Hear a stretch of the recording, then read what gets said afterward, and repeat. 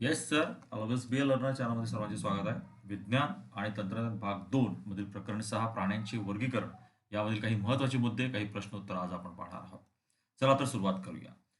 व्हिडिओची सुरुवात करताना सर्वप्रथम सर्वांचं पुस्तक समोर असलं पाहिजे. हायलाइट केलेले मुद्दे अधोरेखित करण्यासाठी तुमच्याकडे पेन्सिल असली पाहिजे. काही प्रश्नाची उत्तरं तुम्ही अभ्यास जर चांगल्या प्रकारे झाला असेल तर तुम्हाला सहजपणे देता येतील. प्रथम स्पष्टीकरण पाहूया. पहिल्या पानावर प्राण्यांचे वर्गीकरणामध्ये हा एक ओघ तक्ता दिलेला आहे, जो इयत्ता 9वीच्या आधारावर दिलेला आहे. तो परीक्षेसाठी येणार नाही, मात्र अभ्यासासाठी मात्र तुम्हाला त्यातले काही महत्त्वाचे मुद्दे आलेच पाहिजेत हे लक्षात ठेवायचं. सचिवांचे वर्गीकरण दिलेलं आहे. त्यानंतर या पॅराग्राफमध्ये पान नंबर 61 मधील सर्वात महत्त्वाची ओळ जर तुम्हाला असेल तर ही आहे. पृथ्वीवर अंदाजे टिंब प्रकारच्या प्राण्यांच्या प्रजाती असाव्यात असा अंदाज वर्तवला गेला आहे. तर 7 दशलक्ष हा अंक लक्षात ठेवायचा. त्याच आधारावर काही प्राण्यांचे साम्य फरकावर आधारित गट आणि उपगट केलेले आहेत आणि मग त्याचा अभ्यास पुढे हा दिलेला आहे. लक्षात घ्या, साम्य आणि फरकांवर आधारित प्राण्यांचे गट आणि उपगट तयार करणे म्हणजेच प्राण्यांचे वर्गीकरण. ही एक रिकामी जागा वाक्य लक्षात ठेवायची, व्याख्याच होतात, परीक्षेला विचारली जाऊ शकेल. त्यानंतर तुम्हाला प्राण्यांच्या वर्गीकरणाचा इतिहास दिलेला आहे, हिस्ट्री ऑफ ॲनिमल क्लासिफिकेशन, ज्यामध्ये सर्वात महत्वाचं वाक्य तुम्हाला लक्षात ठेवायचं आहे. सर्वात पहिल्यांदा प्राण्यांचं वर्गीकरण करण्याचं जे श्रेय आहे हे कोणत्या शास्त्रज्ञाला जाते, कोणत्या संशोधकाला जाते, तर ग्रीक तत्ववेत्ता ॲरिस्टॉटल यांनी प्राण्याचं वर्गीकरण पहिल्यांदा केलेलं आहे. हे वाक्य महत्वाचं आहे. त्यानंतर त्यांनी कोणत्या मुद्द्याच्या आधारे वर्गीकरण केलं, त्यात ते महत्वाचे मुद्दे लक्षात घ्या. शरीराचे आकारमान, त्यांच्या सवयी आणि अधिवास. अधिवास म्हणजे राहण्याचं ठिकाण. म्हणजे अशा प्रकारे 3 महत्वाच्या मुद्द्यांवरच्या आधारे ॲरिस्टॉटल यांनी प्राण्यांचं वर्गीकरण केलेलं आहे. ह्या 2 महत्वाच्या गोष्टी म्हणजे ह्या 2 ओळी लक्षात ठेवायच्या.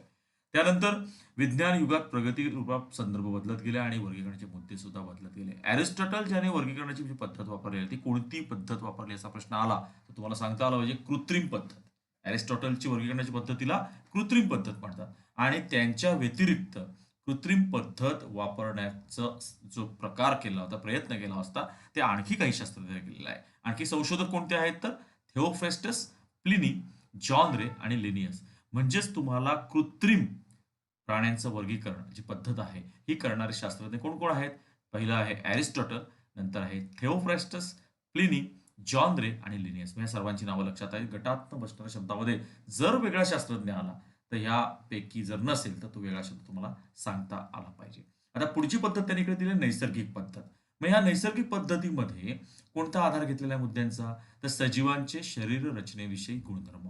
नंबर 1 शरीर रचनेविषयीचे गुणधर्म घेतलेले आहेत. त्यांच्या पेशी, नंतर गुणसूत्र, जैव रासायनिक गुणधर्म हे काही महत्वाचे मुद्दे घेतलेले आहेत. मग असा जर प्रश्न आला तुम्हाला की प्राणी वर्गीकरणामध्ये नैसर्गिक जी पद्धत वापरली आहे ती कोणत्या मुद्द्याच्या आधारे केली तर हे मुद्दे तुम्हाला लिहायचे आहेत. त्यानंतर कालांतराने उत्क्रांतीवाद जो आहे त्याच्या आधारित वर्गीकरण पद्धत घेतली आणि ज्याच्यामध्ये कोणकोणते संशोधकाचा सहभाग आहे तर डॉम्झस्की आणि मेयर यांनी या पद्धतीचा वापर केलेला आहे. त्याचबरोबर कार्ल ऊज यांनी सुद्धा वापर केला आहे. तर हा एक गटातनं बसणारा शब्द म्हणजे हा एक वेगळा गट झालेला आहे ज्याने उत्क्रांतीवादावर आधारित वर्गीकरणाची पद्धत निवडली आणि हा वरचा जो गट आहे हा कृत्रिम पद्धतीने प्राणी वर्गीकरण केलेला आहे आणि त्याचे मुद्दे काही आपण पाहिले. तर हे दोनही प्रकार अशा प्रकारे प्रश्न करायचा आहे. त्याचबरोबर सहसंबंध मध्ये सुद्धा येऊ शकतो. कृत्रिम पद्धत ॲरिस्टॉटल आणि नैसर्गिक पद्धत त्या तिघांपैकी तुम्हाला नाव देता येईल तेच उत्क्रांतीवादावरची पद्धत. किंवा या डॉम्झस्की किंवा मेयरचं नाव दिलं तर कोणती पद्धत वापरली त्यांनी तर उत्क्रांतीवादावर आधारित पद्धत. तसा सहसंबंध तुम्हाला जोडता आला पाहिजे. त्यानंतर हा पॅराग्राफ वर्गीकरणाचे फायदे लिहा असा प्रश्न जर आला तर हे 7 महत्वाचे मुद्दे दिले आहेत. यापैकी जर शक्य झालं तर किमान 5 मुद्दे केले तरी हरकत नाही. जे सोपे सोपे वाटतात तेच करायचे आहेत. नेक्स्ट वन तुम्हाला दिलेलं आहे प्राणी वर्गीकरणाची पारंपरिक पद्धत. आता पारंपरिक पद्धत ही कशा आधारावर आधारित आहे तर पारंपरिक पद्धत म्हणजे प्राण्यांच्या शरीरात आधार देण्यासाठी पृष्ठरज्जू नावाचा अवयव आहे की नाही या मुद्द्यावर आधारित ही पद्धत आहे. हा प्रश्न येऊ शकतो की कोणत्या मुद्द्यावर आधारित पारंपरिक पद्धतीनुसार प्राण्यांचं वर्गीकरण केलेलं आहे. तर मुद्दा कोणता आहे शरीराचा आधार देण्यासाठी पृष्ठरज्जू नावाचा अवयव आहे का नाही त्या आधारित केलेला आहे. मग कोणत्या 2 विभागात वर्गीकरण केलेलं आहे 2 विभाग असमपृष्ठरज्जू प्राणी आणि समपृष्ठरज्जू प्राणी म्हणजे नॉन कॉर्डेट्स आणि कॉर्डेट्स. हे 2 प्रकार 2 विभाग या वर्गीकरणामध्ये दिले ज्याचा आधार कोणता होता पृष्ठरज्जू नावाचा अवयव आहे किंवा नाही.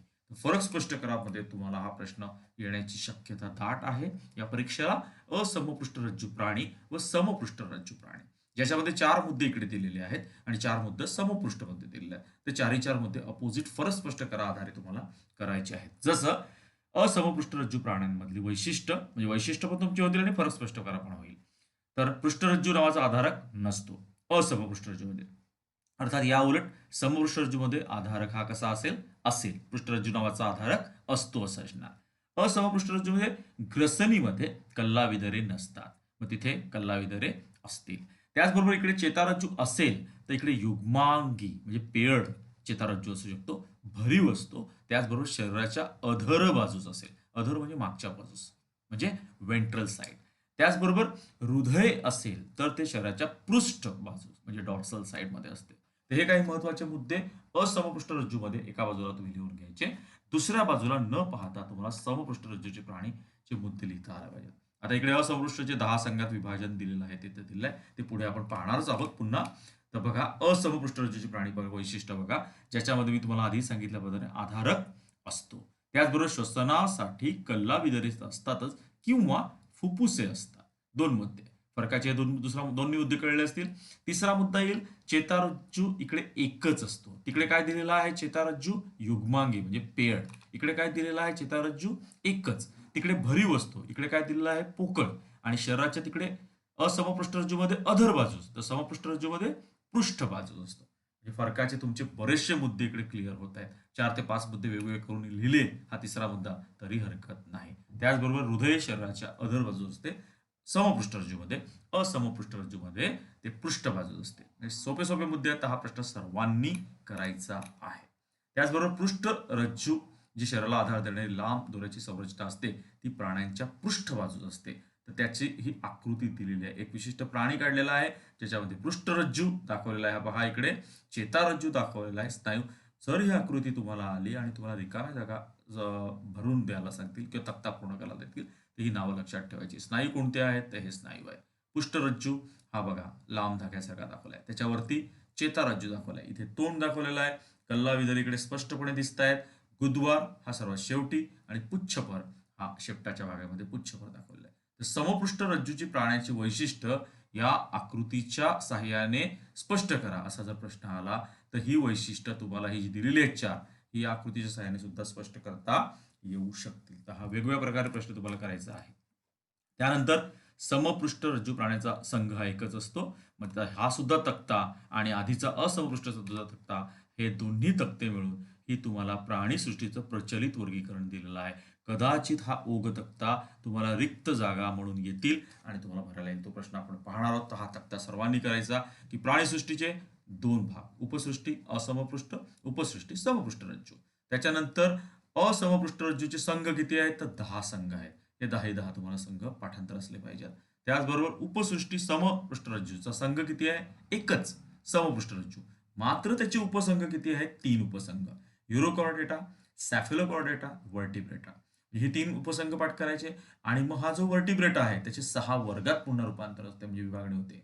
ते 6 वर्ग कुठले दिले आहेत चक्रमुखी, मत्स्य, उभयचर, सरीसृप, पक्षी आणि सस्तन.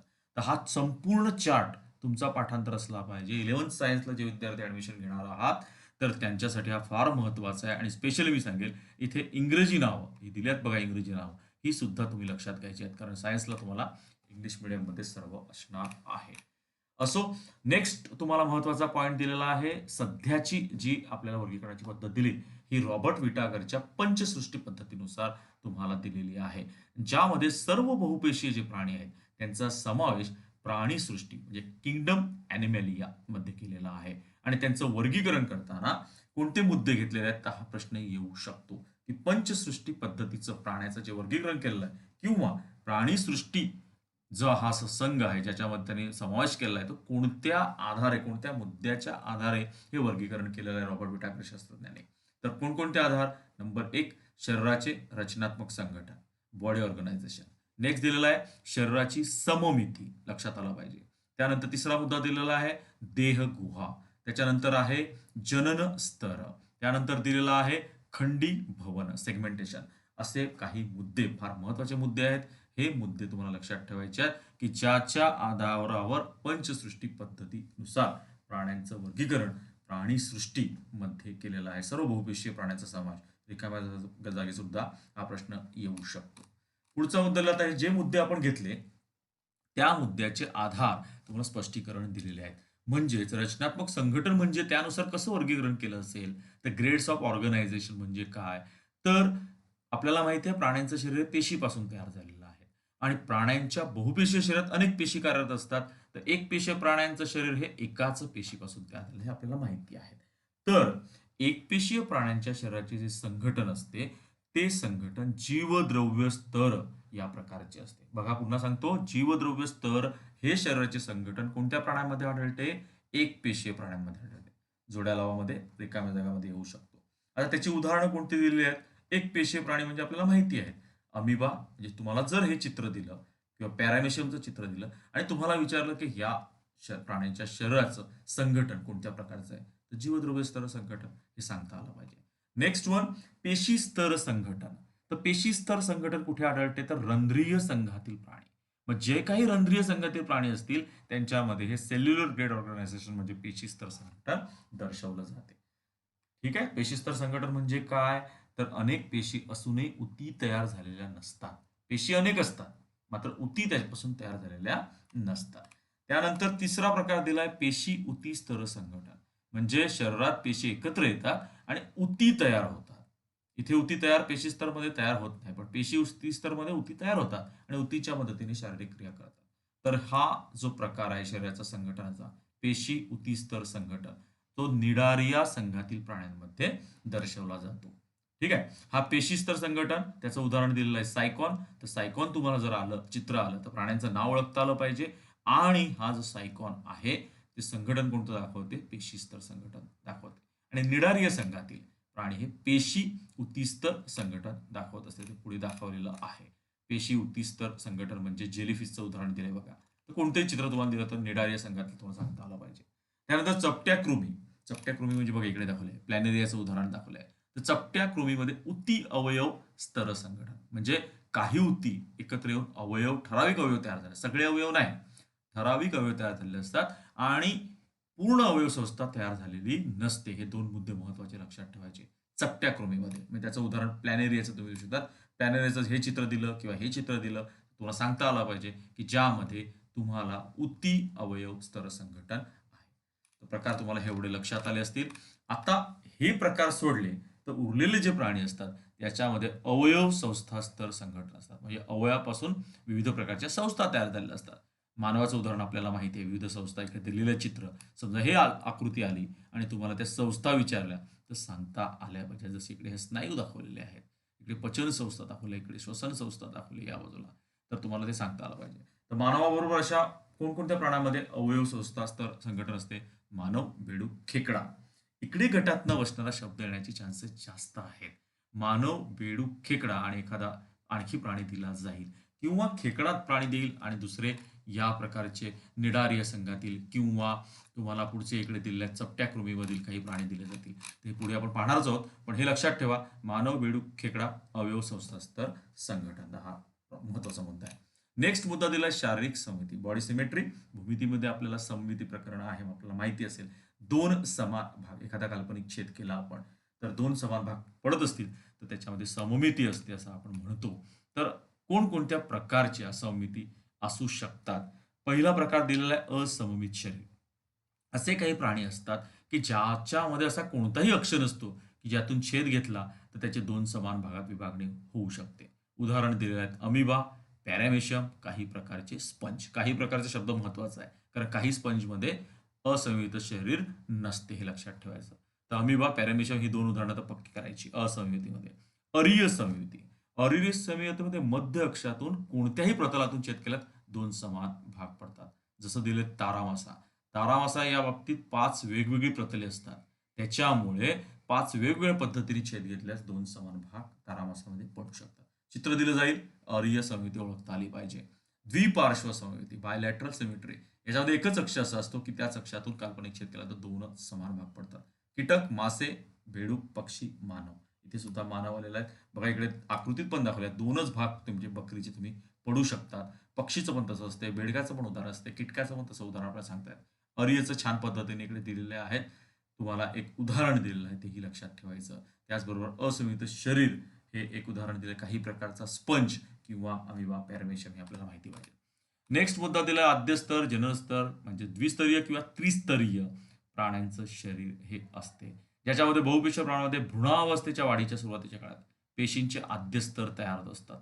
मग हे थर तयार होत असतात, हे आद्यस्तर, आणि त्या आद्यस्तरापासून काही उती तयार होतात, आणि ज्याच्यामुळेच हे दोन प्रकारचं आपल्याला द्विस्तरीय आणि त्रिस्तरीय प्राणी आढळत असतात. तर काही प्राण्यामध्ये दोनच आद्यस्तर असतात, बहिर्जन स्तर आणि अंतर्जन स्तर, म्हणजेच एक्टोडर्म आणि एंडोडर्म. म्हणजे इकडे तुम्हाला दिसत आहेत, दोनच दिसत आहेत. त्याच्यामध्ये जो मधला आहे तो अजैविक स्तर असतो. मात्र काहीमध्ये आपल्याला मध्यस्तर पण आढळतो, इकडे मध्यस्तर दिलेला आहे. तर ज्याच्यामध्ये द्विस्तरीय असते त्याच्यामध्ये सर्व निडारिया आणि सिलेंटरा, निडारिया किंवा सिलेंटराच्या प्रकारचे जे गटातले प्राणी आहेत त्याच्यामध्ये फक्त द्विस्तरीय शरीररचना आपल्याला आढळत असते. तर हे चित्र लक्षात ठेवायचे, आणि कशा संदर्भात हे चित्र दिलेलं आहे ते फक्त लक्षात ठेवा, आद्य स्तर किंवा जनन स्तर. हा मुद्दा एवढा महत्वाचा मला वाटत नाही या परीक्षेला, मात्र हा मुद्दा सर्वांनी करायचा आहे. देहगुहा, बॉडी कॅव्हिटी, ज्याच्यामध्ये शरीर आणि आतील अवयव यांच्या दरम्यान एक पोकळी असते, त्याला देहगुहा म्हणतात. म्हणजे देहगुहाची व्याख्या आली तिकडे. आता ही पोकळी कोणकोणत्या शरीरामध्ये असू शकते, तर आपल्याला माहिती आहे अशा प्रकारची देहगुहा वलयी प्राणीचे संघ असतात, आणि त्यानंतर सर्व संघातील प्राणी शरीरामध्ये असतात. वलयी संघाच्या पुढचे प्राणी, ज्याच्यामध्ये ही पोकळी कशी तयार होत असते, तर बहुपेशीय प्राण्याच्या भ्रूणावस्थेच्या वाढीच्या काळात मध्यस्तरापासून किंवा आतड्यापासून देहगुहा तयार होते, आणि अशा प्रकारची देहगुहा या संघातील म्हणजे वलयी प्राणी संघ आणि त्याच्यानंतरच्या सर्व संघातील प्राण्यामध्ये असते. हा मुद्दा लक्षात ठेवायचा. सत्य देहगुहा असलेले प्राणी जे आहेत रंध्रीय प्राणी, निडारिया, सिलेंटराटा म्हणतात त्याला, किंवा चपट्या कृमीचा संघ, याच्यामध्ये अशा प्रकारची जी देहगुहा नसते. आता ज्याच्यामध्ये देहगुहा नसते, एक लक्षात घ्या, देहगुहा ज्याच्यामध्ये नसते त्याला म्हणतात देहगुहाहीन शरीर किंवा त्यांना म्हणतात. आणि सत्यगुहा म्हणजे ज्यांच्यामध्ये देहगुहा असते, म्हणजे वलयी प्राणी संघ आणि त्याच्यानंतरचे प्राणी. आता ह्याच्यामध्ये देहगुहा नाही आहे. आता गोलकृमीमध्ये देहगुहा असते, पण ती वर नमूद केलेल्या पद्धतीने तयार झालेली नसते, आणि म्हणून त्यांना खोटी किंवा फसवी देहगुहा असलेले प्राणी म्हणतात. मग फसवी देहगुहा असलेले प्राणी कोणत्या संघातील असतात, तर गोलकृमी तुम्हाला सांगता आले पाहिजे. तर हे मुद्दे लक्षात ठेवायचे. या काही आकृत्या दिल्या त्या सुद्धा थोड्याफार लक्षात ठेवायच्या. खंडीभवन, खंडीभवन दिलेला आहे, खंडीभवित शरीर, सेगमेंटेड बॉडी, आणि प्रत्येक छोट्या भागाला एक खंड म्हणतात. वलयी प्राणी संघातील म्हणजे गांडुळाचं उदाहरण घेतलं तर त्याची खंड आपल्याला पडता येतात, आणि त्याचं सेगमेंटेशन बॉडी असते किंवा खंडीभवित शरीर असते, आपल्याला माहिती आहे. त्यानंतर तुम्हाला हा एक ओघ तक्ता दिलेला आहे. हा परीक्षेला येणार नाही, पण हा अभ्यासात मात्र नक्की करा. सृष्टी, प्राणी सृष्टी, त्याच्यामधून शरीर संघटन, शरीर सममिती, देहगुहा आणि प्राणी संघ. शरीर संघटन पेशी स्तर संघटन आहे का, बाकी दुसऱ्या वेगळ्या प्रकारचं संघटन काय, त्यानुसार प्रकार पडतात. शरीर सममिती असंमित आहे का, अरीय आहे का, द्विपार्श्व आहे का, म्हणजे दोनच भाग पडतात. हे 3 भाग झाले. देहगुहा हीन शरीर या 3 मध्ये आलेला आहे, आणि मग नंतर फसवी देहगुहा आणि खरी म्हणजे सत्य देहगुहा असले शरीर, आणि मग हे प्राणी संघ आपल्याला दिलेले आहेत. तर हा प्राणी सृष्टी म्हणजे किंगडम ॲनिमॅलियाचा ओघ तक्ता तुम्हाला आधुनिक वर्गीकरण, प्राण्यांचं वर्गीकरण दर्शवत असतो. तो अभ्यासायचा फक्त. परीक्षेला मात्र तुम्हाला काही महत्वाचे मुद्दे हे पुढच्या प्रत्येक संघातले समजून घ्यायचे आहेत. जसं रंध्रीय प्राणी संघ दिलेला आहे. समजा तुम्हाला स्पॉन्जिला हा प्राणी दाखवला, हे चित्र दाखवलं, तर या चित्राच्या आधारे कोणकोणते प्रश्न येऊ शकतात. तर नंबर 1, स्पंज कशास म्हणतात, हा एक प्रकार येऊ शकतो, की सर्वात साध्या प्रकारची शरीररचना असलेले प्राणी रंध्रीय प्राणी संघात असतात, त्यांना स्पंज असं म्हटलं जातं. ज्या स्पंज ह्या प्राण्यांवर असंख्य छिद्रे असतात, त्या छिद्रांना काय म्हणतात, 2 शब्द आहेत, ऑस्टिया आणि ऑस्कुला. ऑस्टिया आणि ऑस्कुला 2 शब्द बघा, लक्षात ठेवा. इथे दाखवलेल्या दुसऱ्या प्राण्यामध्ये सायकॉन स्पंजामध्ये दाखवला आहे, ऑस्क्युलम दाखवला आणि ऑस्टिया दाखवलेला आहे. आता ऑस्टिया आणि ऑस्क्युला ह्यातला फरक काय, तर ह्या 7व्या मुद्द्यामध्ये दिलेला आहे. ऑस्टिया नावाच्या छिद्राद्वारे पाणी शरीरात घेतले जाते, आणि ऑस्क्युला नावाच्या छिद्राद्वारे पाणी बाहेर सोडले जाते. हा फरक मुद्दा लक्षात ठेवायचा. त्यानंतर हे जलवासी प्राणी आहेत, म्हणजे समुद्रात आणि गोड्या प्राण्यात सुद्धा आढळतात. बहुतेक प्राणी हे शरीर जे असममित आहे, आणि ह्या प्राण्यांना हे स्पंज किंवा रंध्रीय प्राण्यांचं वैशिष्ट्यपूर्ण असं त्यांना कॉलर पेशी असतात. हा रिकाम्या जागासाठी किंवा गटात बसणारा शब्द येऊ शकतो. तर कॉलर पेशी हे लक्षात ठेवायचं. कोणत्या प्राण्यांमध्ये असतो, रंध्रीय प्राणी संघामधील प्राण्यांमध्ये असतो. आणि कॉलर पेशीचं कार्य काय, कॉलर पेशीच्या साह्याने हे प्राणी शरीरामध्ये पाण्याला प्रवाहित करतात. तर हा चौथा मुद्दा फार महत्वाचा आहे. त्याचबरोबर रंध्रीय प्राण्यांना स्थानबद्ध प्राणी का म्हणतात? स्थानबद्ध म्हणजे ते स्थानांतरण करत नाही, एका जागे म्हणजे एका आधात्रीशी संलग्न असतात. त्याच्यामुळे त्यांचं प्रचलन होत नाही आणि म्हणूनच त्यांना स्थानबद्ध प्राणी म्हणतात.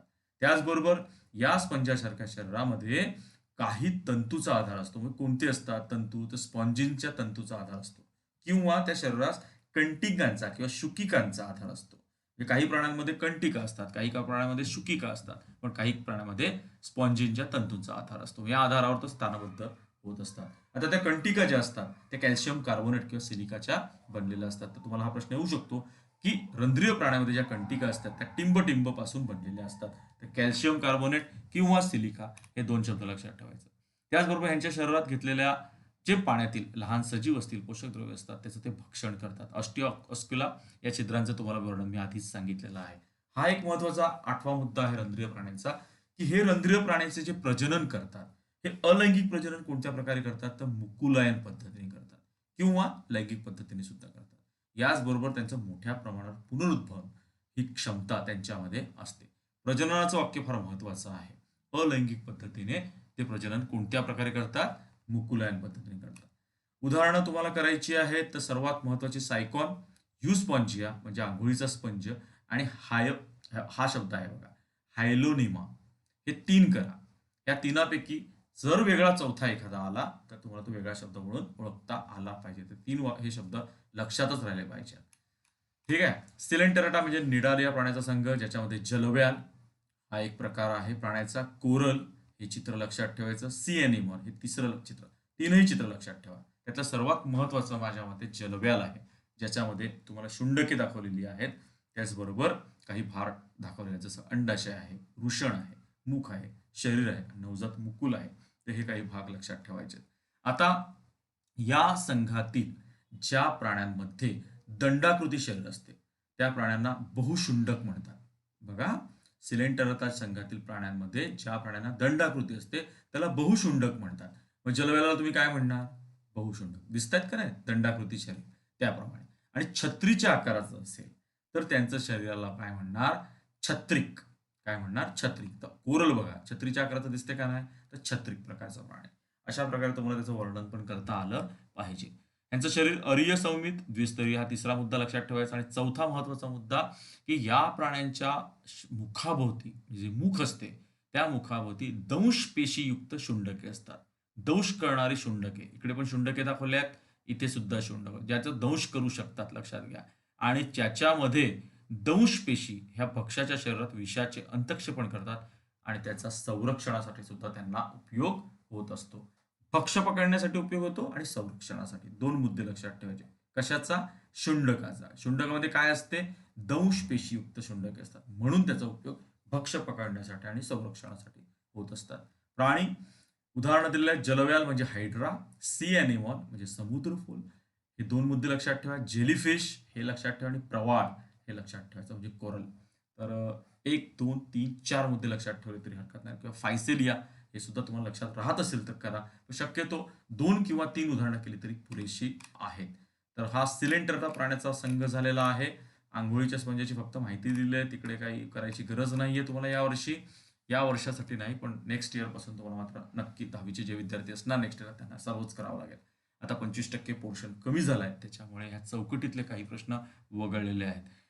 चपट्या कृमीचा संघ, त्याच्यामध्ये लिव्हर फ्लूकचं उदाहरण सर्वांनी करायचं, प्लॅनेरियाचं करायचं आणि पट्टकृमी. 3 उदाहरणं फार महत्वाची. 3च दिलेली आहेत, 3ही महत्वाची आहेत. आणि आकृतीसाठी लिव्हर फ्लूक करून ठेवा. कदाचित ही परीक्षेला येण्याची शक्यता आहे. सोपी आहे. नामनिर्देशित आकृती काढा. Liver fluke. चपटेकृमीला चपटेकृमी का म्हणतात? सडपातळ आणि पानासारखं शरीर असते.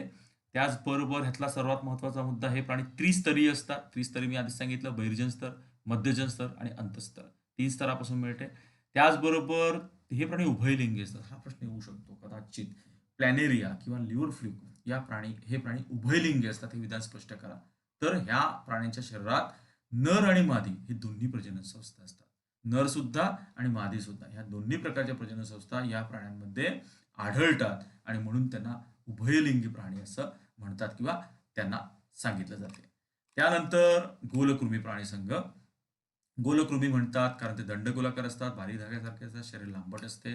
त्यानंतर पुढचा महत्वाचा मुद्दा, स्वतंत्र राहणारे प्राणी असतात. जलवासी किंवा भूचर असू शकतात. त्याचबरोबर त्रिस्तरीय आहे, आभासी देहगुहा आहे. हे काही वैशिष्ट्य परीक्षेत समजा आले 2-2 मुद्दे, तर ते तुम्हाला करता येतील. तर हा प्रश्नामध्ये सर्वात महत्वाचा मुद्दा, हे प्राणी एकलिंगी आहे. पोटातील जंत, हत्तीपाय रोगाचा जंत आणि डोळ्यातील जंत. गटातनं बसणारा शब्द येऊ शकतो. 3 जंत दिले आणि कदाचित प्लॅनेरिया देतील. वेगळा शब्द ओळखा. तर तुम्हाला ओळखता आला पाहिजे प्लॅनेरिया, कारण हे तिघही गोलकृमी प्राणी संघातील आहेत. नेक्स्ट वन दिलेला आहे वलयी प्राणी संघ. ज्याच्यामध्ये वलयी प्राणी संघातील प्राण्यांना खंडीभूत कृमी का म्हणतात? कारण या प्राण्यांचं शरीर जे आहे ते शरीराचं प्राणी हे लांबट असतात, दंडाकृती असतात आणि त्यांच्यात मेन कायखंड, खंडीभवन आढळते आणि म्हणूनच त्यांना खंडीभूत कृमी असं म्हणतात. हे स्वतंत्र राहणारे असतात. हा मुद्दा करायची हरकत, हा मुद्दा नका करू, पण तिसरा मुद्दा करा. तीच तरी द्विपार्श्व संयुती, सत्य देहगुहा. देहगुहा सत्य असते. आणि हा सर्वात महत्वाचा मुद्दा चौथा आहे बघा. ह्यांचे प्रचलन, ह्यांचे म्हणजे वलयी प्राणी संघातील प्राण्यांचं प्रचलन होण्यासाठी कोणत्या प्रकारचे अवयव असू शकतात? दृढरोम, परापाद किंवा चुषक. 3 प्रकारचे अवयव, तिघांपैकी एखादा अवयव त्यांना प्रचलनासाठी असतोच. लक्षात ठेवा, हा मुद्दा फार महत्वाचा असतो. त्याचबरोबर ह्यांच्या सर्वांगाभोवती विशिष्ट उपचर्म असते. त्याचबरोबर हे उभयलिंगी पण असतात आणि एकलिंगी. उदाहरणं तिन्ही करायची. गांडूळ आहे, जळू आहे, निरीस आहे. तिन्ही उदाहरणं, तिन्ही आकृत्या लक्षात ठेवा. गांडूळाची आकृती सर्वात महत्वाची असणार आहे या परीक्षेच्या दृष्टीने, तर ही अवश्य करा. पुढचं दिलेलं आहे प्रश्न, संधिपात प्राणी संघ दिलेला आहे. त्याच्यावरचा महत्वाचा प्राणीचा संघ म्हणजे यांना संधिपात प्राणी का म्हणतात? तर ह्यांचं छोट्या छोट्या तुकड्यांनी जोडून असं उपांगी असतात, म्हणून त्यांना संधिपात म्हणतात. रिकामी जगासाठी सर्वात महत्वाचं, पृथ्वीवरील टिंब संघातील प्राण्यांची संख्या सर्वात जास्त आहे. संधिपात सर्वात जास्त संख्या संधिपात. लक्षात घ्या, हा फार महत्वाचा आहे. त्याचबरोबर यांच्या शरीराभोवती जे बाह्य कंकाळ असते ते कशापासून बनलेलं असते? ते कायटिन युक्त बाह्य कंकाळ असते आणि हे एकलिंगी आढळत असतात प्राणी. किमान दोन वैशिष्ट्य प्रत्येक प्राणी संघातील करायचं आणि याची सर्व उदाहरणं अतिशय सोपी आहेत, ती सर्व करता येतील. खेकडा आहे, कोळी आहे, विंचू, पैसा, गोम, झुरळ, फुलपाखरू, मधमाशी. बघा या चित्रावरून तुम्हाला करायचे आहेत. विंचूचं, फुलपाखरू किंवा झुरळ, पैसा ही चित्र दिलेली आहेत. त्याच्यानंतर मृदुकाय प्राणी, मृदुकाय मॉलस्क्या, त्याच्यामध्ये ऑक्टोपस, शिंपला आणि गोगलगाय तिन्ही चित्र लक्षात ठेवायची. ऑक्टोपसचं चित्र तुम्हाला परीक्षेला विचारलं जाऊ शकेल आणि त्याचे अवयव दिलेले आहेत ते सांगता आले पाहिजेत. मृदुकाय हा जो प्राणी संघ आहे, हा प्राण्यांमधील दुसरा सर्वात मोठा असा संघ आहे. दुसरा सर्वात मोठा संघ मृदुकाय आणि सर्वात मोठा संघ संधिपात, हे लक्षात ठेवायचे. त्यानंतर ह्यामधला मुद्दा, चौथा मुद्दा बघा, ज्याचं शरीर 3 भागात विभागलेलं जाते. शरीराचं डोकं, पाय आणि आंतरांग संहती. त्यानंतर आंतरांग जी संहती असते ते प्रावार या पटली संरचनेने आच्छादलेली असते. प्रावार हे जे पटली संरचना असते ही कशापासून बनलेली असते? तर कॅल्शियम कार्बोनेट पासून एक संरक्षक कवच, शेल संस्त्रावित करत असतं. बघा हे शेल दाखवलेलं आहे, वरती शेल दाखवलेला आहे. ह्या ज्या शेल्स आहेत हे कशापासून बनलेले असतात? कॅल्शियम कार्बोनेट पासून बनलेले असतात. हा मुद्दा लक्षात ठेवायचे. उदाहरणं, कालवा आहे, शिंपला आहे, द्विपुट किंवा गोगलगाय, ऑक्टोपस ही उदाहरणं. माझ्या मते गोगलगाय, शिंपला, ऑक्टोपस, कालवा ही 4 उदाहरणं करा. गटातनं बसणाऱ्यासाठी तुम्हाला उपयोगी पडेल. कंटक चर्मी प्राणी, ज्याच्यामध्ये आता ह्यांना कंटक चर्मी का म्हणतात? तर त्यांच्या त्वचेवर कॅल्शियम कार्बोनेटचे काटे असतात. एक वैशिष्ट्य आहे फार महत्वाचं. पहिली ओळ बघा, प्रत्येक प्राणी संघातील पहिली ओळ जी आहे ना ती फार महत्वाची आहे. प्रत्येक प्राण्याचं जे नाव दिले ते नाव त्यांच्या एका विशिष्ट वैशिष्ट्यावरून दिलेलं आहे आणि ते वैशिष्ट्य तुम्ही केलंच पाहिजे. तर कंटक चर्मी प्राणी कॅल्शियम कार्बोनेटचे काटे असतात. त्यानंतर ज्याच्यामध्ये नलिकापाद याच्या सहाय्याने ते प्रचलन करतात. म्हणजे कंटक चर्मी प्राणीचं प्रचलन हे नलिकापाद या अवयवाने होतं. नलिकापादाचा दुसरा उपयोग अन्न पकडण्यासाठी सुद्धा होत असतात. त्यानंतर कंकाल त्यांचं जे असते हे कॅल्शियमयुक्त कंटकीचं किंवा पट्टिकाचं असते. त्यानंतर त्याचे पुनर्भवन, पुनर्निर्मिती खूप क्षमता चांगली असते. उदाहरणं सोपी दिलेली आहेत. तारामासा दिलेला आहे, समुद्र काकडी म्हणजे सी कुकुंबर दिलेला आहे, त्यानंतर सी अर्चिन आहे, त्याचबरोबर ब्रिटल स्टार नावाचा जो प्राणी आहे तो सुद्धा प्राणी याच प्राणी संघामध्ये समावेश होतो. याच म्हणजे कंटक चर्मी प्राणी संघामध्ये. त्यानंतर अर्ध समपृष्ठ प्राणी संघ, याच्यामध्ये 3 प्रमुख भाग. हा एक वैशिष्ट्य महत्वाचा आहे. शुंड, गळपट्टी आणि प्रकांड, हे 3 भाग दाखवलेले आहेत. म्हणजे हा जो प्राणी दिलेला आहे बघा, बॅलॅनोग्लोसस, हा प्राण्याचं चित्र तुम्हाला करायला परीक्षेला हरकत नाही. त्याच्यामध्ये नावं तुम्हाला सोपी आहेत. पहिला दिलेला आहे शुंड अवयव, हा गळपट्टी दिलेला आहे आणि हे प्रकांड दिलेलं आहे.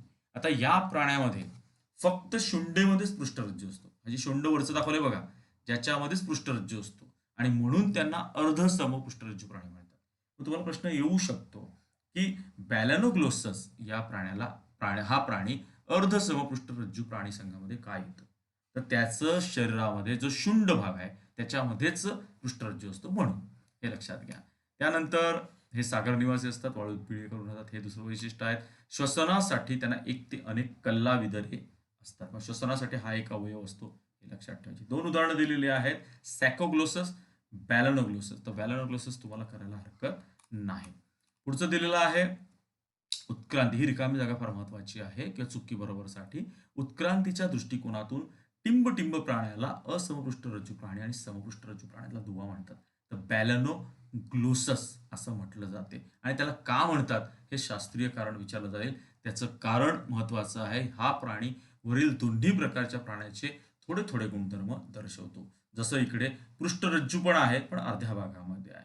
कल्लाविदरे आहेत श्वसनासाठी एक ते अनेक, हा पण एक वैशिष्ट्य आहे. म्हणजे काही गुणधर्म समपृष्ठचे दाखवते, काही गुणधर्म असमपृष्ठचे, म्हणून त्याला उत्क्रांतीच्या दृष्टीने दुवा असं म्हटलं जाते. तर हे प्रश्न करायला हरकत नाही. समपृष्ठ प्राणी संघ हा दिलेला आहे. त्याची महत्वाची लक्षण आहे. विकासाच्या अवस्थेमध्ये कोणत्या ना कोणत्या अवस्थेत, विकासाच्या अवस्थेमध्ये म्हणजे काय, तर जसं आपलं जे जन्म कार्यकाल असतो, बालपण आहे, तारुण्यपण आहे, त्याच्यानंतर प्रौढत्व आहे, त्याच्यानंतर म्हातारपण आहे, असे आपला विकास होत असतो ना मानवाचा. तसा प्रत्येक सजीवाचा जन्मापासून ते मृत्यूपर्यंत हळूहळू शरीराचा विकास होत असतो आणि विकास ह्या अवस्थेमध्ये कोणत्या ना कोणत्या अवस्थेत जर शरीरामध्ये पृष्ठरज्जू असेल त्या प्राण्यामध्ये, तर तो समपृष्ठरज्जू प्राणी संघामध्ये येतो.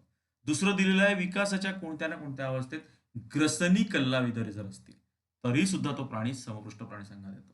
तिसरं वैशिष्ट्य दिलेलं आहे चेतारज्जू हा एकच असेल आणि पृष्ठबाजूच असेल आणि नळीसारखा पोकळ असेल तरी सुद्धा तो प्राणी समपृष्ठ प्राणी संघात येऊ शकतो. आणि हृदय या प्राणी संघातलं या प्राण्यांचं अधर बाजू असते.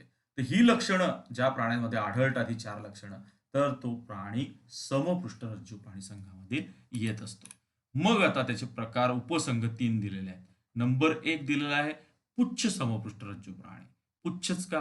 कारण शेपटीच्या भागामध्ये पृष्ठरज्जू असतो म्हणून. बघा तिसरा मुद्दा, म्हणून त्यांना पुच्छ समपृष्ठरज्जू प्राणी असं म्हणतात.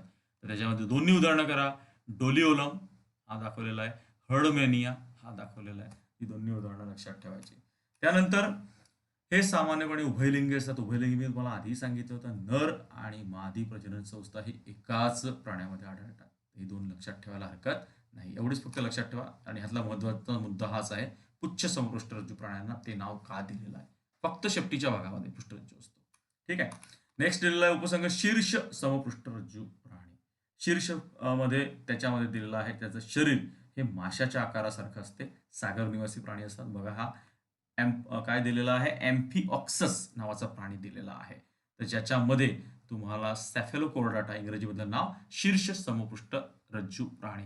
शीर्षामधून बघा इकडे ह्या डोक्याकडून हा पृष्ठरज्जू इकडे गेलेला दिसतो आहे. वरच्या भागात शीर्ष भागामध्ये दिलेला असतो. यांचा पृष्ठसंबंध शरीराच्या लांबी इतका दाखवलेला आहे. पूर्ण लांबी जेवढी शरीराची लांबी आहे तेवढा पृष्ठरज्जू असतो आणि ग्रसनी मोठी असते, त्याच्यावर कल्ला विदारे देखील असतात. हे उदाहरण एकच दिलेलं आहे, एकच करायला हरकत नाही. तिसरा उपसंघ दिलाय पृष्ठवंशीय प्राणी, ज्याच्यामध्ये पृष्ठरज्जू नसतो. त्याच्या जागी पाठीचा कणा. मानवाचं उदाहरण तुम्हाला सांगता येतील. आपल्याला पाठीचा कणा आपल्याकडे आहे, म्हणजे आपण पृष्ठवंशीय प्राणी संघामध्ये आहे. त्याचबरोबर आपलं शिर बघा, डोकं बघा, पूर्णपणे विकसित झालेलं असते. आपला मेंदू कुठे असतो? कवटीत असतो. पृष्ठवंशीय प्राण्यामध्ये मानव असतो. पण मानवाचं म्हणजे स्वतःचं आपण वर्णन बघा, सर्व वैशिष्ट्य आपल्याला इकडे दिसतील. अंतकंकाल मधलं जे कंकाल आहे, सांगाडा आहे, हा कास्थिमय किंवा अस्थिमय दोन्ही प्रकारचा आपल्यामध्ये आहे. त्याचबरोबर काही पृष्ठवंशीय प्राणी जबडे विरहित असतात आणि काहींना जबडे असतात. आता आपल्याला जबडे असतात का? असतात, पण काहींना जबडे नसतात देखील. मग हे पृष्ठवंशीय प्राणी म्हणजे वर्टेब्राटा हा चे पुन्हा वर्ग केलेले आहेत 6, ज्याच्यामध्ये पहिला वर्ग दाखवलेला आहे चक्रमुखी प्राणी वर्ग, ज्याच्यामध्ये जबडे नसते, जबडे विरहित असं चुशीमुख असते. बघा हे इकडे टोकाला दिलेलं आहे या प्राण्यांचं, चुशीमुख दाखवलेलं आहे. त्याचबरोबर त्वचा ही काय आहे? खवले विरहित आहे, खवले नसतात. त्यानंतर युग्मित उपांगे नसतात, बरोबर. आणि अंतकंकाल कास्थिमय असते. हे अंतकाल म्हणजे मधलं जे कंकाल असते ते सांगाडा असतो, तो कास्थिमय असतो. आणि हे बहुतेक प्राणी बाह्य परजीवी दुसऱ्यावर अवलंबून असतात. त्यातली उदाहरण दोन्ही करायची. पेट्रोमायझॉन आणि मेक्झिन ही दोन्ही प्रकारची जी उदाहरणं दिलेली आहेत ती तुम्हाला करायची आहेत. चित्र तुम्हाला दाखवलेलं आहे पेट्रोमायझॉनचं. तर पेट्रोमायझॉन हा बघा दाखवलेला आहे. त्याचं तुम्हाला चित्र परीक्षेला येऊ शकतो. चुशीमुख आणि कलारंध्र हे दोन लक्षात ठेवायचं. शरीर आणि डोळा तुम्हाला सहजपणे सांगता येतील. मत्स्य प्राणी वर्ग हा दुसरा दिलेला आहे, ज्याच्यामध्ये प्राण्याचा प्रतिरोध करण्यासाठी कमीत कमी वेळेस त्यांचं शरीर एक असं असते, दोन्ही बाजूला निमुळत असते. त्याचबरोबर पोहण्यासाठी युग्मित अयुग्मित पर असतात. पुच्छपराचा उपयोग कशासाठी असतो? दिशा बदलण्यासाठी. तर परांची उल्लेख परांचं वर्गीकरण केलेलं आहे बघा. किती प्रकारचे पर दिले आहेत या प्राण्यांना. जसं हा प्राणी दिलाय स्क्वॅलिओडॉन, हा जो मत्स्य वर्गातील प्राणी दिलेला आहे, ज्याच्यामध्ये परच बघा किती आहेत. हा वक्ष पर आहे, बरोबर. हा श्रेणी पर आहे, हा अधर पर आहे, हा पुच्छ पर आहे, हा पृष्ठ पर आहे. म्हणजे अशा प्रकारचे 1 2 3 4 5 पर दिले आहेत. आणि हे कल्लाविदरे तुम्हाला मुख आणि डोळा पार्श्वरेखा सांगता येतीलच. तर ही जी पर दिलेली आहेत ना, ही परांची नावं लक्षात घ्या. म्हणजे ह्या माशाचं जर शरीर दिलं तुम्हाला, आकृती दिली, तर परांची नावं सांगता आली पाहिजेत. यांचं बाह्यकंकाल खवल्याच्या सर्वात माशाचं तुम्हाला माहिती आहे, खवले असतात. अंतकंकाल हे कास्तिमय आणि अस्थिमय, कास्तिमय किंवा अस्थिमय दोघां प्रकारे असू शकते. श्वसन कल्ल्याद्वारे आपल्याला माहिती आहे माशाचं कल्ल्याद्वारे श्वसन होतं. ते उदाहरणं ओळखीची. रोहू आहे, पापलेट आहे देऊ शकता, समुद्र घोडा, शार्क, इलेक्ट्रिक रे, स्टिंग रे, यातली अशी काही नावं तुम्हाला सांगता येतील. उभयचर प्राणी अॅम्फिबिया, बेडूक हे उदाहरण आहे, टोड उदाहरण आहे. ज्याच्यामध्ये सर्वात महत्वाचा प्रश्न परीक्षेला जर आला तर समजा बेडूक किंवा टोड या प्राण्यांना उभयचर प्राणी का म्हणतात, तर आपण काय उत्तर लिहितो? जमिनीवर किंवा पाण्यात ते राहू शकतात. पण त्याचबरोबर तुम्हाला महत्वाचा मुद्दा लिहायचा आहे, ते जलीय व वायू श्वसन करतात. जमिनीवर राहू शकतात म्हणजे ते श्वसन जमिनीवर करू शकतात. त्याचबरोबर जलीय म्हणजे पाण्यामध्ये राहून सुद्धा श्वसन करतात. म्हणजे दोन प्रकारचं श्वसन करतात, म्हणून त्यांना उभयचर प्राणी म्हणतात. हे लक्षात ठेवा. तर हा प्रश्न महत्वाचा आहे. त्याचबरोबर रिकामी जागा येऊ शकतो की उभयचर प्राणी जे असतात वर्गातील त्यांना अंगुलींना नखे असतात किंवा नसतात. हा मुद्दा लक्षात घ्या. त्याच्यानंतर बाह्य कर्ण नसतो, पण त्याऐवजी कर्णपटल असते. त्याचबरोबर मान नसते, डोळे बडबडीत असतात, पापण्या असतात. ही काही वैशिष्ट्य तुम्हाला करायची 2 ते 3 उदाहरणं दिली आहेत. तिन्ही 3 करून ठेवा. बेडूक, टोड आणि सॅलमेंडार. त्यातलं एखादं हे बेडकाचं किंवा टोडचं चित्र तुम्हाला परीक्षेला विचारतील आणि त्या आधारावर वैशिष्ट्य विचारली जातील. सरीसृप प्राणी वर्ग, ज्याच्यामध्ये सरपटणारे. तर सरपटणारे प्राणी हे शीतरक्ती प्राणी असतात. त्याचबरोबर हे शरीर उचललं जात नाही म्हणून सरपटताना दिसतात. खवलेयुक्त असतात. शिर आणि धड ह्याच्यामध्ये मान असते, बाह्यकर्ण नसतो, अंगुलीला नखे. जेवढी शक्य होतील ना वैशिष्ट्य सोपी असतील, कन्फ्यूज होऊ नका. कारण प्रत्येक तुम्हाला जर प्राणी वर्ग करायचे असतील, 6 वर्ग दिले तर 6 वर्गातले किमान तुम्हाला 2 ते 3 वैशिष्ट्य महत्वाचे केलीच पाहिजेत. आणि उदाहरणं तर तुमच्या जोडीला आहेत, उदाहरणं तर परफेक्ट असली पाहिजेत. कासव, पाल, साप, सरडा आणि सुसर. पक्षी वर्ग उष्ण रक्ती, तर तुम्हाला कदाचित परीक्षेला फरक स्पष्ट करा येऊ शकतो. तर फरक स्पष्ट आला तर त्याच्यामध्ये समजा आलं की उष्ण रक्ती आणि शीतरक्ती हे एक फरकाचा मुद्दा तुम्हाला येऊ शकते. एखादा प्राणी दिला जाईल यातला, समजा इथे तुम्हाला दिला असेल साप आणि याच्यामध्ये दिलं असेल कबूतर, फरक स्पष्ट करा. किंवा कासव आणि कबूतर, फरक स्पष्ट करा. तुम्हाला सांगता आलं म्हणजे 2 वेगळ्या वर्गामध्ये आहेत. हे उष्ण रक्ती आहेत कबूतर, तर कासव हे शीतरक्ती आहेत, हे सांगता आलं पाहिजे. त्यानंतर हा महत्वाचा एक प्रश्न आहे की हवेत उडताना त्यांचा प्रतिरोध कमी होण्यासाठी शरीरे दोन्ही टोकांना निमुळत असते. तसं मत्स्य वर्गातील प्राण्यांचं शरीर सुद्धा पाण्याचा प्रतिरोध, पाण्यामध्ये पोहताना त्यांना प्रतिरोध कमी करण्यासाठी त्यांचं शरीर देखील निमुळत होत असते. हा महत्वाचा मुद्दा. कबूतर किंवा पक्षी वर्ग प्राण्यातील जे प्राणी असतात ते अग्र उपांग आहे, पुढचे पाय आपण म्हणतो त्याला, तर त्याचे पंखामध्ये परिवर्तन झालेलं असते. आणि अंगुली ह्या खवल्यांनी आच्छादित, बघा ही अंगुली असतात त्यांची, जी खवले असतात आणि त्यांना नखे देखील असतात. बाह्य कंकाल यांचं बाहेरचं जे कंकाल आहे पिसांच्या स्वरूपात असते आणि शिरधड यांच्यामध्ये मान असते, हे तुम्हाला लक्षात येतं. आणि आणखी इम्पॉर्टंट एक वाक्य आहे, जबड्यांचे रूपांतर चोचित झालेले असते. मग असा प्राणी ओळखा ज्यांचं जबड्यातील प्राणी चोचित रूपांतर तर कबूतर सांगता आलं पाहिजे. म्हणजे ओळखा पाहू असा जो प्रश्न आहे तो प्राणी वर्गीकरण ह्या प्रकरणातला तुम्हाला बरेचसे टाकण्याचे चान्सेस आहेत. मोर, पोपट, कबूतर, बदक, कितीतरी पक्षी आहेत तुम्हाला सांगता येतील. सस्तन प्राणी वर्ग. आता सस्तन प्राणीमध्ये वटवाघूळ दाखवलेला आहे व तो वटवाघूळाचा समावेश पक्षी वर्गात का केला जात नाही? गटात न बसणारा फेवरेट प्रश्न आहे. मोर, पोपट, कबूतर आणि वटवाघूळ. तर वटवाघूळ हे सस्तन प्राणी वर्ग आहेत, कारण सस्तन प्राण्याचा विशिष्ट गुणधर्म महत्वाचा, दूध स्रवणाऱ्या ग्रंथी त्याच्यामध्ये असतात. दूध स्रवणाऱ्या, जसा मानव आहे कांगारू आहे, डॉल्फिन आहे, वटवाघूळ, ही सर्व नावं पाठ करायची सर्वांनी, फार महत्वाची आहेत. ज्याच्यामध्ये दूध स्रवणाऱ्या ग्रंथी असणारे प्राणी आहेत. उष्णरक्ती असतात. शरीराचे 4 भाग दाखवले आहेत. डोके, मान, धड, शेपूट असे 4 भाग असतात. अंगुलीला नखे असतात. नखर असू शकतात किंवा खूर असू शकतात. आपल्याला माहिती आहे बैल, गाय आपण खूर बघतो त्यांना. आणि बाह्य कंकाल हे केसांचं किंवा लोकरीच्या स्वरूपातलं असू शकतं. सस्तन प्राणी वर्ग किंवा पक्षी वर्ग हे अवश्य करा, फार महत्वाचे आहे. त्यानंतर तुम्हाला स्वाध्याय दिलेला आहे. ओळखा पाहू, जसं मी सांगितलं, हा पहिला मुद्दा हा फार महत्वाचा आहे. सर्व हे प्राण्यांचे तुम्हाला येऊ शकतात. शास्त्रीय कारणामध्ये कासव जमिनीवर पाण्यातही राहते, परंतु त्यांचा समावेश उभयचर वर्गामध्ये केला जात नाही. चांगल्या प्रकारे उत्तर देता येईल हा प्रश्न करायचा.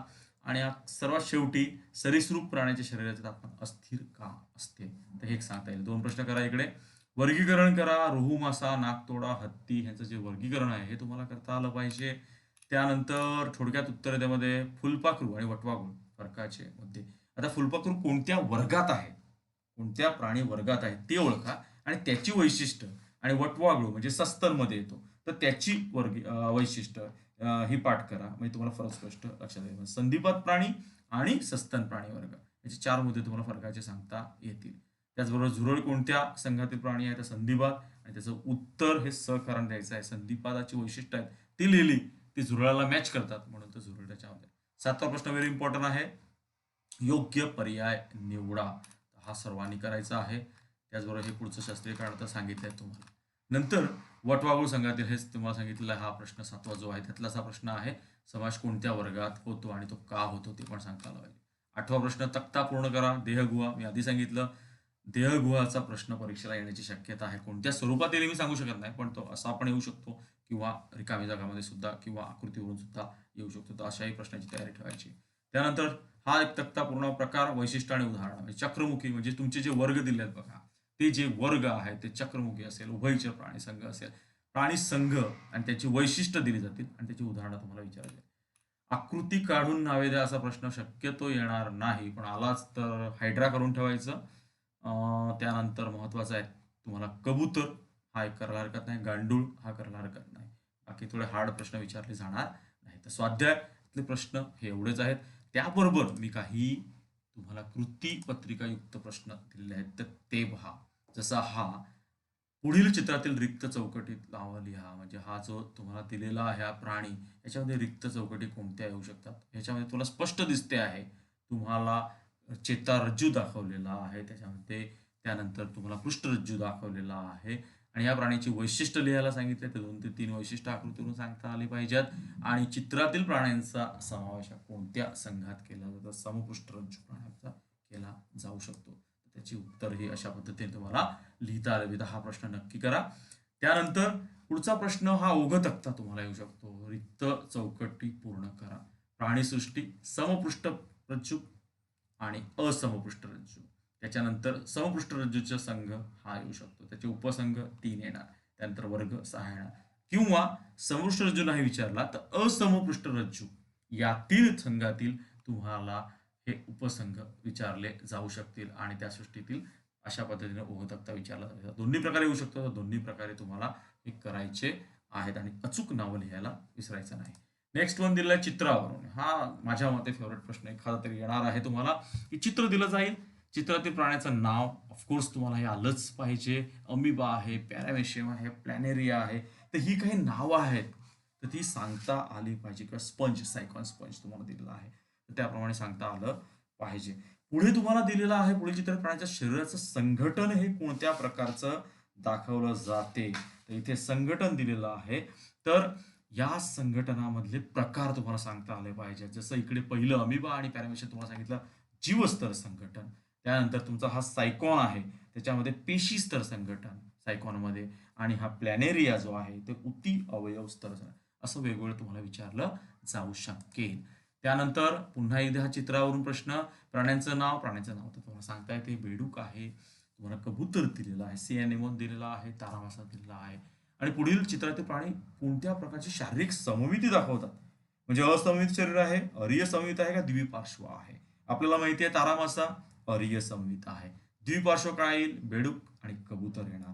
आणि त्याचबरोबर हा जो दिलेला आहे तुम्हाला सी एनेमो, ह्याच्यामध्ये सुद्धा तुम्हाला अरीय स्वरूपाचंच येऊ शकते. नेक्स्ट वन दिलेला आहे बघा. आता इथे तुम्हाला कोणत्या प्राण्याचा संघ दिलेला आहे? रंध्रीय प्राण्यांचा संघ दिलेला आहे. त्याच्यामध्ये दोन उदाहरणापैकी एक उदाहरण आहे. दोन्ही नाही येणार एकच चित्र आहे. एक तर तुम्हाला सायकॉन स्पंज दिला जाईल, नाहीतर दुसरा प्रश्न हा स्पॉन्जिलावर दिला जाईल. प्राणी ओळखायला दिला. नंतर प्राण्याचं नाव बरोबर कोणत्या प्राणी संघातील आहे? तर रंध्रीय प्राणी संघातील आहे. दोन कोणतीही वैशिष्ट्य, पुन्हा एक सांगतो, अशी वैशिष्ट्य पाठ करा ज्यातून तुमच्या आणखी रिकामी जागा किंवा जोडायला प्रश्न पण येऊ शकतात.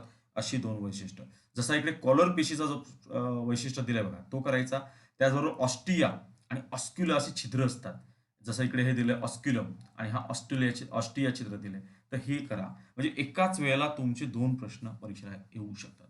नंतर प्रजनन हा जो प्रश्न आहे तो करा. म्हणजे हा फार महत्वाचं वैशिष्ट्य पण आहे.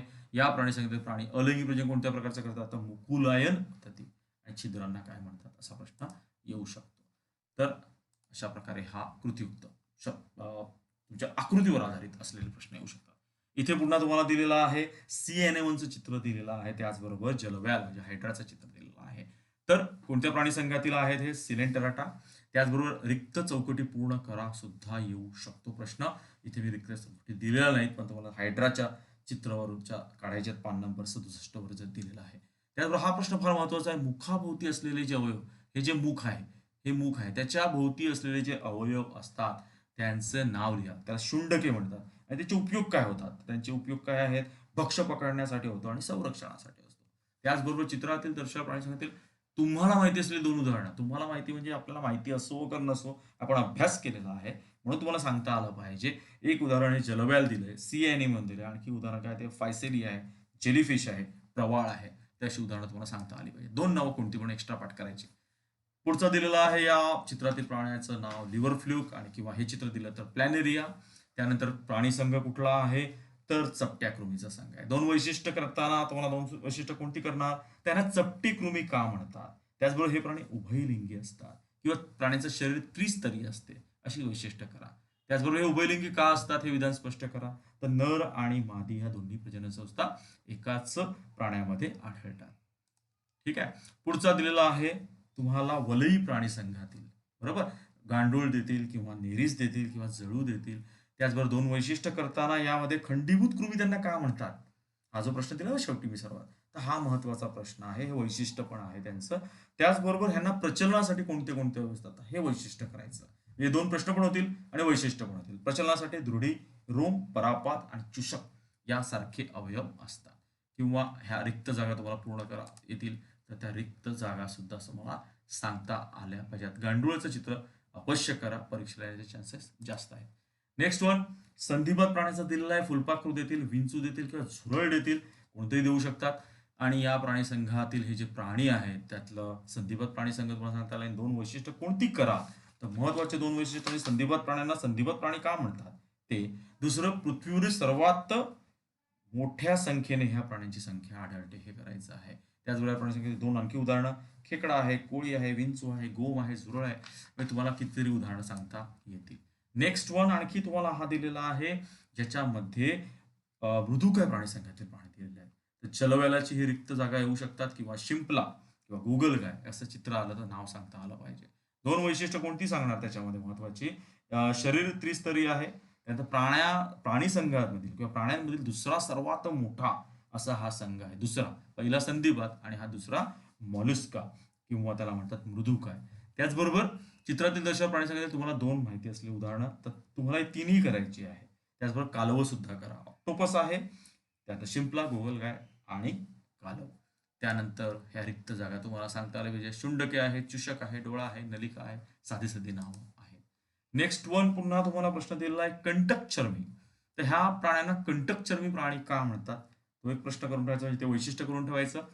प्राणी संघातील हा प्राण्याची नावं, तारामासा दिलेला आहे, सी अर्चिन दिलेला आहे, दोन नावं.